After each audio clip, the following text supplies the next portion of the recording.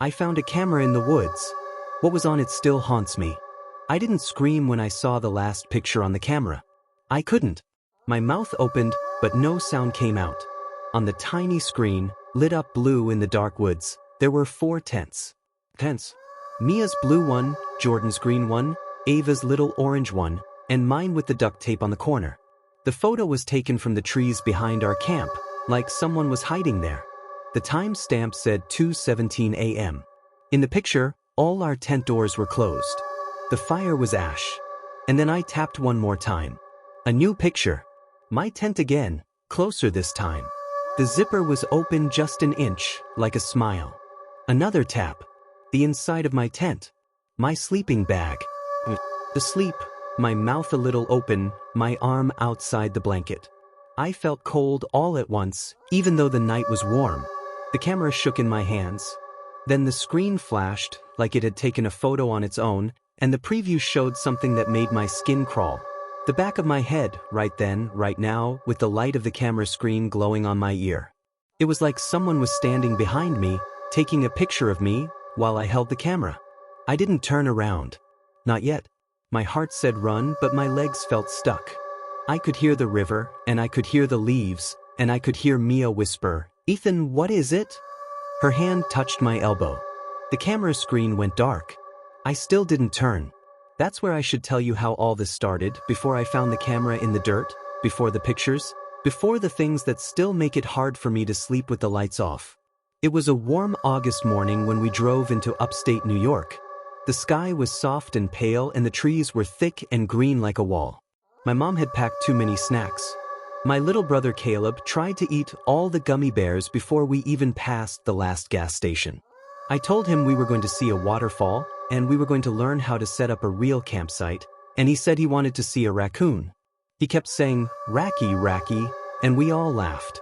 We were not far from a small town with a diner that sold pancakes as big as the plate.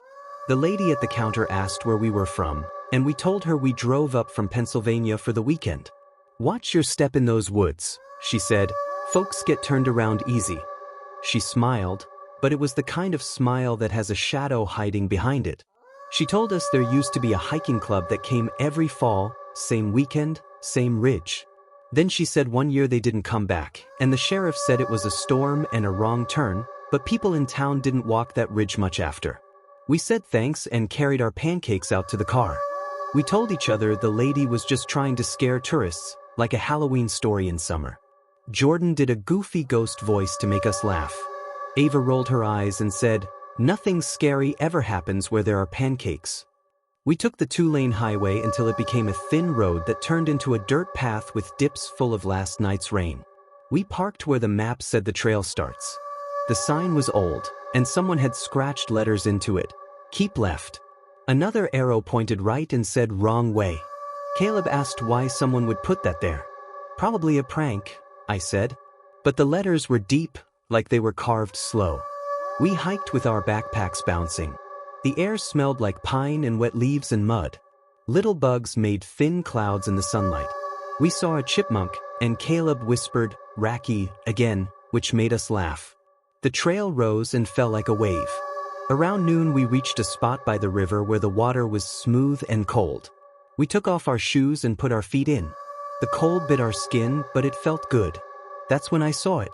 A corner of black plastic poking out of the ground, right where the dirt met the roots of a big tree. It looked like a piece of a broken toy. I poked it with a stick. It didn't move. I pulled at it with my fingers and felt wet soil under my nails. The thing in the ground was small, flat, and stuck. I dug more and the others came over. Jordan said, "Dude, that looks like a camera." Ava said, "Careful." I pulled harder and it came out with a soft sucking sound like mud letting go. It was a digital camera, the kind people used before we all had phones that did everything. It was scratched and dirty. The lens was cracked, but not all the way. The metal plate on the bottom was covered in dirt. There was no strap. I pressed the power button and nothing happened. Jordan took it and wiped it on his shirt. Ava took a paper towel from her bag and cleaned the buttons. Mia found a small latch on the side and opened it. "SD card," she said, like she was a detective. "Still in here." We all looked at each other and we all thought the same thing. Maybe it had pictures. Maybe of the waterfall. Maybe of the people from that hiking club. Maybe of nothing at all. Caleb wanted to hold it. I said we would figure it out back at camp, where we had extra batteries and a charger. We wrapped the camera in a zip bag and put it at the bottom of my pack. The rest of the day was normal. We reached a flat place by the river where the trees made a circle like a secret room. We set up the tents. We argued about who got the softest ground. We found sticks and made a fire, and the smoke went up and made the sky look like water. We boiled ramen in a small pot and pretended we were chefs. We took phone pictures of Caleb with noodles on his lip like a mustache. When the sun went down, the woods got dark fast. The river sounded louder. Bugs did their dance in the beam of our flashlights. We told stories. Jordan told one about a boy who got lost in a mall and found a door that led to a room that had no windows and no way out. Mia told one about a cat that could say human words but only said them when you were about to fall asleep. Ava didn't tell a story. She listened and watched the fire like she was listening to it too. I remembered the camera. We all did at the same time, like someone had said the word inside our heads. I took it out. It was still wet from the dirt.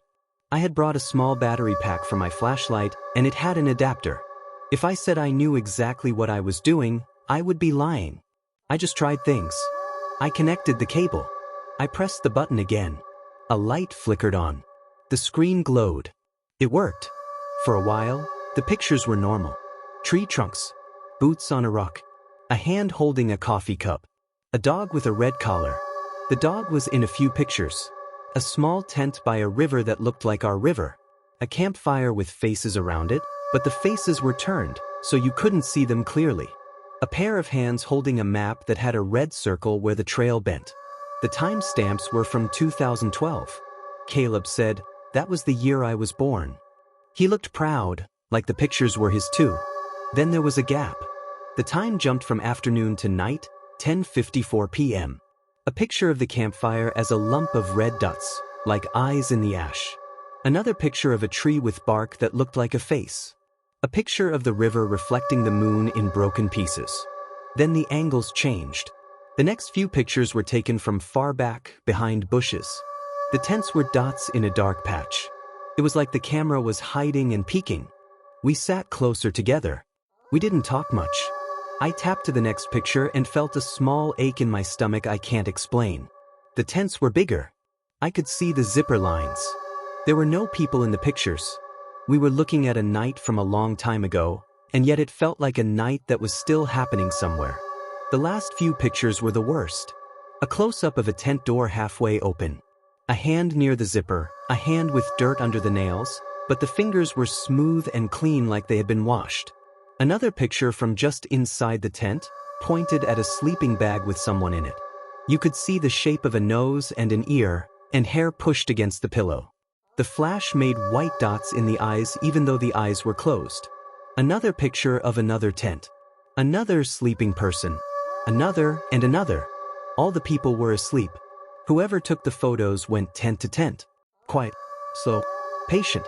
I wanted to stop, but I kept going, like the pictures were pulling my finger across the screen.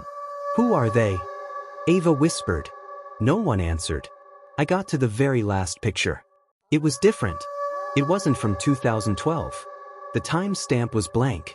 The screen showed the place where we were sitting. It showed our fire. It showed our backpacks. The angle was from the trees behind us. We were in the frame, small and dark, and not even knowing we were being watched. I locked the camera and shoved it into my jacket without thinking. "It's a glitch," I said too fast. "Old camera. Weird clock." But even as I said it, I knew it wasn't that.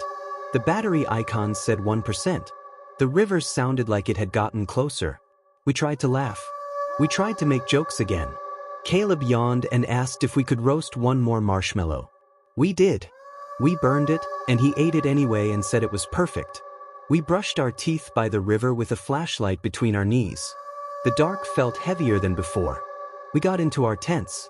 I lay on my back and listened to the zipper close, to the soft sounds of my friends moving in their sleeping bags. I kept the camera under my pillow like it was a weird little pet that might run away.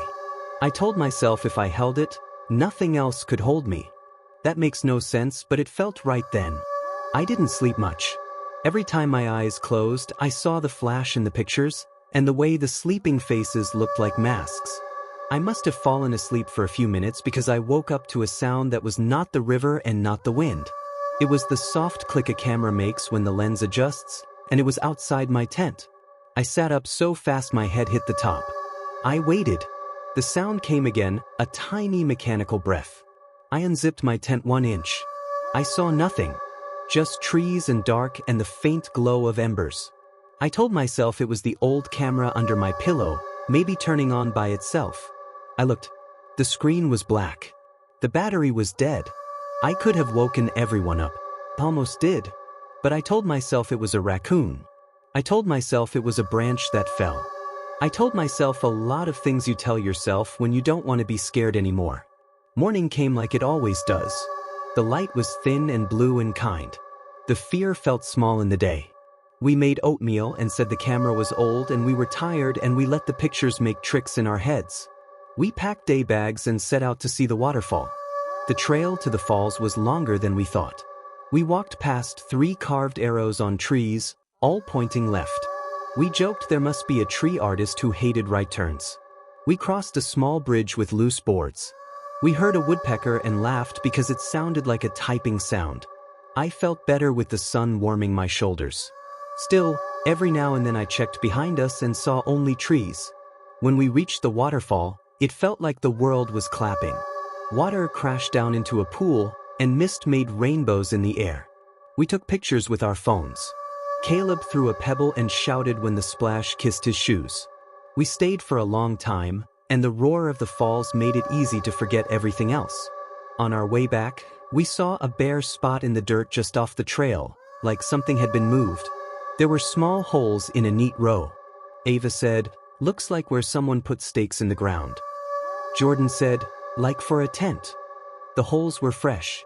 The dirt looked like the dirt that had been around the camera. I didn't like that. We kept walking and tried not to show it. We got back to camp late in the day. The light had turned gold. We were tired. We wanted to nap, but we needed to get water and wood first. I took the camera out again because part of me thought maybe, just maybe, in the daylight the pictures would look different, like they belonged to some other story. The screen flickered and came on even though I thought the battery was dead. The menu showed an icon I hadn't noticed before. A tiny box with a timer symbol. "Time lapse," Mia said. She leaned close. Recent. The folder name was New. I tapped it open. There were 3 pictures. The first was our camp in the morning, empty, with steam rising from our oatmeal pot. The second was the trail with those carved arrows on the trees. The third was the waterfall from behind the brush, at an angle none of us used. The hair on my arms stood up. Someone had taken those today. Someone who wasn't us. Someone who had been following us at our own speed, taking pictures, staying just far enough away that the sound of the falls had covered their steps. We argued, soft at first, then louder. Jordan said it had to be some weird glitch. Ava said maybe there was a wireless card in the camera and it was pulling photos from nearby phones somehow. "That's not how it works," Mia said. Caleb hugged me and said, "I don't like this part." I decided we should go to the car and come back with a ranger. We could leave a note for whoever else might come. We could say we left to get help. We could take the camera with us. It felt like the right plan. But as we rushed to pack our most important things, phone, keys, first aid kit, charger, the woods got darker faster than they should have. Clouds slipped in front of the sun like someone pulled a shade. "Okay, move," I said. I tried to sound brave. I took the camera because I didn't want to leave it. We followed the path the way we remembered. Left at the fallen tree. Right at the rock that looked like a boot. Across the small bridge with the loose boards. Except when we got to the bridge, it wasn't there. The creek was wider than before. We stood and listened to the water and looked at each other and felt the map in our heads start to smear. "We didn't come this way," Mia said. "We did," I said. "No, we didn't," Jordan said. The words got heavy like wet clothes. We found a different path we thought was the path, because the dirt looked walked on and because there were broken twigs and because it was easier to believe that than to say we were lost. We walked until the trees looked new and wrong, and the sky looked like a lid. We walked until the birds stopped singing and the river was far away. We reached a clearing with a dead tree that had been split by lightning. There was a black mark on the ground that might have been an old fire. In the middle lay a clean square of something pale. I thought it was paper at first. It was a photo. A printed one. I picked it up. It was us, standing by the waterfall, taken from behind the brush. The edges were still damp, like it had been printed not long ago. On the back, written in neat, small letters, was a sentence, "Keep left." Caleb reached for my hand. I squeezed it. My mouth felt dry. I put the picture in my pocket. We kept moving left because what else could we do? We found the small bridge again, like it had come back while we were gone. We crossed it, and the board still wobbled. We saw the carved arrows on the trees. We saw a piece of blue tape on a branch that Ava tied in the morning to mark the way. I wanted to cry, not because we were safe exactly, but because the world had returned to the shape I remembered. When we got close to camp, the smell of smoke should have made me feel better. But it didn't, because we had put our fire out. Smoke still rose in a thin line. We stepped into our clearing and stopped. The river kept talking. The fire pit glowed like a small eye. On my sleeping bag, propped like a gift, sat the camera. We had left it in my pack. No one spoke for a long breath. Then I said, "We're leaving. Now." We grabbed only what we could carry in one trip. We didn't bother to fold anything neat. We didn't care about the softest ground anymore. The light went gray. The trees seemed closer. Caleb cried without sound, the way kids do when they know they have to be quiet or they will make everything worse. I held the camera because it felt like the only way to keep control. One more look, I told myself, because I needed to know if we were running from a ghost or a person or something else. The screen woke. There was one new photo. It showed our clearing, our fire pit, our 4 tents. It was taken from the trees behind us, again. But that's not the part that made the world tilt. In the front of the frame, clear and sharp, was the back of my head, right where I was standing, the blue glow of the camera screen on my ear. My mouth opened but still no sound came out. Mia touched my elbow again. Jordan took a step backward. Ava said my name, small and flat. The picture changed on its own like a slideshow and a new image appeared. A close-up of my tent, the zipper pulled open just an inch, like a smile, and a shadow on the flap that didn't belong to any of us. That was when the snapping sound came from the trees behind me. Not a twig. Not a raccoon. A slow, careful step of something that knows how to move without being seen, and yet wanted us to hear it now. I turned around. I lifted the camera like it could shield me. The flash went off by itself, bright and white, throwing hard shapes onto the trunks and the leaves. In that burst of light, I saw